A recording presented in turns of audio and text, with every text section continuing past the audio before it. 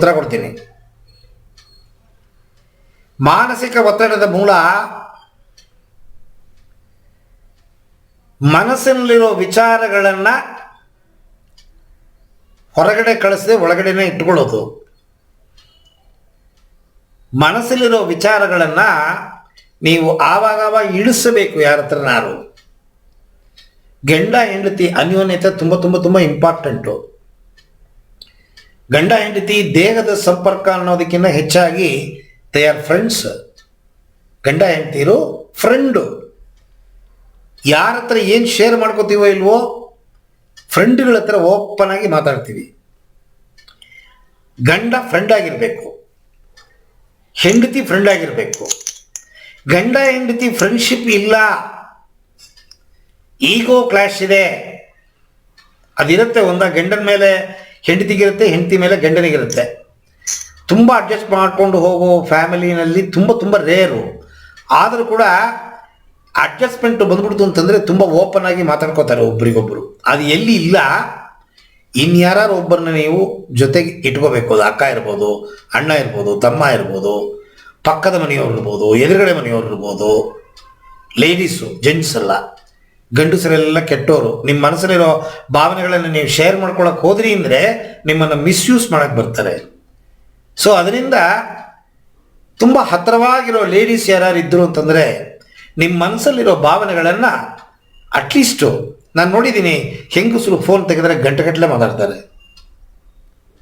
ಅದು ಎಲ್ಲಿಂದ ಮಾತಿರುತ್ತೋ ಆ ಸಮುದ್ರದಲ್ಲಿ ನೀರಿದ್ದಂಗೆ ತಲೆಯೊಳಗೆ ಇಟ್ಕೊಂಡಿರ್ತಾರೆ. ಆದರೆ ಎಲ್ಲ ಇಳಿಸ್ಬಿಡ್ತಾರೆ, ಅಷ್ಟು ಇಳಿಸ್ಬಿಟ್ಟು ನಿರಾಳವಾಗಿರ್ತಾರೆ.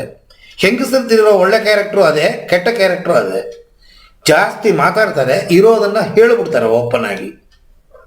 ಅವ್ರಿಗೆ ಏನು ಮುಚ್ಕೋಬೇಕು ಏನು ಇಟ್ಕೋಬೇಕು ಅನ್ನೋದೇ ಗೊತ್ತಾಗಲ್ಲ. ವಾಕಿಂಗ್ ಹೋಗ್ತಿರ್ಬೇಕಾದ್ರೆ ನೋಡ್ತೀನಿ ನಾನು, 2 ಹೆಂಗಸರು ಸೇರಿಬಿಟ್ರೆ ಊರಲ್ಲಿರೋ ಪುರಾಣ ಕಥೆಗಳೆಲ್ಲ ಮಾತಾಡ್ತಾರೆ. ಇದು ಮಾತಾಡಬೇಕು ಮಾತಾಡಬಾರ್ದು ಅಂತಲೇ ಇಲ್ಲ, ಎಲ್ಲ ಮಾತಾಡ್ಬಿಡ್ತಾರೆ. ಅವ್ರ ಗಂಡ ಹೆಂಡತಿ ಪರ್ಸನಲ್ ವಿಚಾರಗಳನ್ನೆಲ್ಲ ಶೇರ್ ಮಾಡ್ಕೊಂಡ್ಬಿಡ್ತಾರೆ. ಲೇಡೀಸ್ ನೇಚರ್ ಅದು. ನೀವು ಇಂಟ್ರೋವರ್ಟ್ ಆಗಿದ್ದರೆ ಖಂಡಿತ ಖಂಡಿತ ಖಂಡಿತ ಮಾನಸಿಕ ಒತ್ತಡಕ್ಕೆ ಒಳಪಡೋ ಚಾನ್ಸಸ್ಸು ತುಂಬ ಜಾಸ್ತಿ ಇರುತ್ತೆ. ಸೊ ಇಂಟ್ರೋವರ್ಟ್ನ ನೀವು ಎಕ್ಸ್ಟ್ರೋವರ್ಟು ಮಾಡ್ಕೋಬೋದು. ಹೇಗೆ ಮಾಡ್ಕೋಬೋದು ಅಂತಂದರೆ, ನೀವು ರಸ್ತೆಯಲ್ಲಿ, ಇದು ವೇಸ್ಟ್ ಅಲ್ಲ ಮಾತಾಡೋದು, ಒಳ್ಳೆಯದು. ರಸ್ತೆಯಲ್ಲಿ ಹೋಗ್ತಾ ಇರ್ತೀರಿ ಅಂತ ಇಟ್ಕೊಳ್ಳಿ, ಸುಮಾರು ಜನಗಳು ಅವರಿಗವರೇ ಮಾತಾಡ್ಕೊಂಡು ಹೋಗ್ತಾರೆ, ಪಕ್ಕದಲ್ಲಿ ಯಾರೂ ಇರಲ್ಲ. ನಿಮಗೆ ಯೋಚನೆ ಬರುತ್ತೆ, ಏನು ತಲೆಗೆಟ್ಟೋಗಿದೆಯಾ, ಹುಚ್ಚು ನನ್ನ ಮಗನ ಇವ, ಇಷ್ಟೊಂದು ಜೋರಾಗಿ ಇವನೇ ಮಾತಾಡ್ಕೊಂಡು ಹೋಗ್ತಾನಲ್ಲ, ಹಾಗೆ ಅಂತ ನಿಮ್ಮ ಮನಸ್ಸಲ್ಲಿ ಭಾವನೆ ಬರುತ್ತೆ. ಆದರೆ ಅವನಿಗೆ ತಲೆ ಕೆಟ್ಟೋಗಿದೆ, ತಲೆ ಒಳಗಡೆ ಇರೋದನ್ನು ಇಳಿಸ್ತಾ ಇದ್ದಾನ. ಯಾರ ಹತ್ರನೂ ಓಪನ್ ಆಗಿ ಹೇಳ್ಕೊಳಕ್ಕಾಗಲ್ಲ, ಯಾರನ್ನು ನಂಬಕ್ಕಾಗಲ್ಲ. ಈ ಕಾಲ ತುಂಬ ಕೆಟ್ಟದ್ದು. ನನಗೆ ನಾನೇ ಮಾತಾಡಿಕೊಂಡ್ರೆ ನನ್ನ ಮನಸ್ಸಲ್ಲಿರೋ ಭಾವನೆಗಳು ಭಾರ ಇಳಿದೋಗುತ್ತೆ, ಮನಸ್ಸು ಫ್ರೀ ಆಗುತ್ತೆ. ಹಿಂಗೆಲ್ಲ ಮಾಡೋಕ್ಕಾಗದೆ ಹೋದ ಪಕ್ಷದಲ್ಲಿ ಏನು ಮಾಡಬೇಕು, ದೇವರ ಮನೆ ಒಳಗಡೆ ಕೂತ್ಕೋಬೇಕು. ಅಥವಾ ನಿಮ್ಮ ಪರ್ಸನಲ್ ರೂಮ್ ಇರುತ್ತೆ, ಬಾಗಿಲ ಕೂತ್ಕೊಂಬಿಡಿ. ಯಾವ್ದಾದ್ರು ಒಂದು ದೇವ್ರ ಫೋಟೋ ಮುಂದೆ ಇಟ್ಕೊಂಬಿಡಿ. ದೇವರ ಮೇಲೆ ಬೇಜಾರಿತ್ತಾ, ಬಾಯಿ ಬಂದಾಗ ಉಗಿರಿ ದೇವ್ರನ್ನ. ನಿಮ್ಮ ಮನಸ್ಸಲ್ಲಿ ಏನೇನು ನೋವುಗಳಿದೆ ಎಲ್ಲ ಹೇಳ್ಕೊಳ್ಳಿ ದೇವ್ರ ಹತ್ರ. ಮಾತಾಡೋಣ ಭಗವಂತ, ಆ ಫೋಟೋ ಮಾತಾಡೋಣ ನಿಮ್ಮ ಜೊತೆಗೆ. ನಿಮಗೇನು ಉಪಶಮನ ಕೊಡೋದಿಲ್ಲ. ಆದರೆ ನಿಮ್ಮ ಮನಸ್ಸಲ್ಲಿರೋದನ್ನು ಬೇರೆಯವರಿಗೆ ಓಪನ್ ಆಗಿ ಹೇಳ್ಕೊಳಕ್ಕಾಗದೇ ಇರೋ ಸನ್ನಿವೇಶ ಬಂದಾಗ ಈ ದೇವ್ರ ಫೋಟೋ, ಈ ದೇವ್ರ ಪ್ರತಿಮೆ ನಿಮಗೆ ತುಂಬ ತುಂಬ ತುಂಬ ತುಂಬ ಸಹಾಯ ಮಾಡುತ್ತೆ. ಅಥವಾ ಅಣ್ಣನ ಫೋಟೋ ಇರ್ಬೋದು, ಅಕ್ಕನ ಫೋಟೋ ಇರ್ಬೋದು, ಅಮ್ಮ ಅಪ್ಪ ಫೋಟೋ ಇರ್ಬೋದು.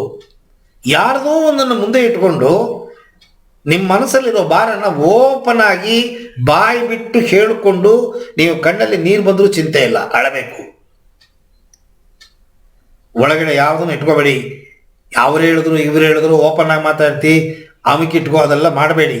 ನಿಮ್ಮ ಮನಸ್ಸಲ್ಲಿರೋದನ್ನು ನೀವು ಹೇಳದೆ ಹೋದರೆ ಖಂಡಿತ ಖಂಡಿತ ಖಂಡಿತ ಖಂಡಿತ ಖಂಡಿತ ಒಳಗಡೆ ನೀವೇ ಕುಗ್ಗಿ ಕುಗ್ಗಿ ಕುರುಗಿ ಕುರುಗಿ ಕುರುಗಿ ಕೊನೆಗೆ ಇನ್ನೂ ವಿಪರೀತಕ್ಕೆ ಹೊಟ್ಟೋಗುತ್ತೆ. ಅದು ನಿಮಗೆ ಯಾರೊಬ್ಬರು ಒಳ್ಳೆ ವ್ಯಕ್ತಿ ಬೇಕು. ನಿಮ್ಮ ಮನಸ್ಸಲ್ಲಿರೋ ಭಾವನೆಗಳನ್ನು ನೀವು ಹೇಳ್ಕೊಳ್ಳೋಕ್ಕೆ, ಶೇರ್ ಮಾಡ್ಕೊಳ್ಳೋಕ್ಕೆ, ನಿಮ್ಮನ್ನು ಗೈಡ್ ಮಾಡೋಕ್ಕೆ ಸತ್ಯವಾದ ಸ್ನೇಹಿತ ಸ್ನೇಹಿತಿ ಯಾರು ಒಬ್ಬರು ನಿಮಗೆ ಬೇಕು. ಅದಿಲ್ಲದೆ ಹೋದ ಪಕ್ಷದಲ್ಲಿ ಇದು ನಿಮ್ಮನ್ನು ತುಂಬ ಡೆಪ್ತಿಗೆ ಕರ್ಕೊಂಡೋಗಿ ನಿಮ್ಮನ್ನು ಹಾಳು ಮಾಡಿಬಿಡುತ್ತೆ. ನೀವು ರೋಡಲ್ಲಿ ಒಂಟಿಯಾಗಿ ಮಾತಾಡಿದ್ರೂ ಚಿಂತೆ ಇಲ್ಲ, ಮಾತಾಡಬೇಕು. ನೀವು ಮಾತು ಆಡೋದು ತಪ್ಪು ಅಂತ ಕೆಲವರು ಹೇಳ್ತಾರೆ, ಆದರೂ ಕೂಡ ನೀವು ಹೊರಗಡೆ ಮಾತಾಡ್ತಿರೋ ಬಿಡ್ತಿರೋ, ನೀವು ನಿಮ್ಮ ಮನಸ್ಸಲ್ಲಿರೋದನ್ನು ಹೊರಗೆ ಇಳಿಸಲೇಬೇಕು.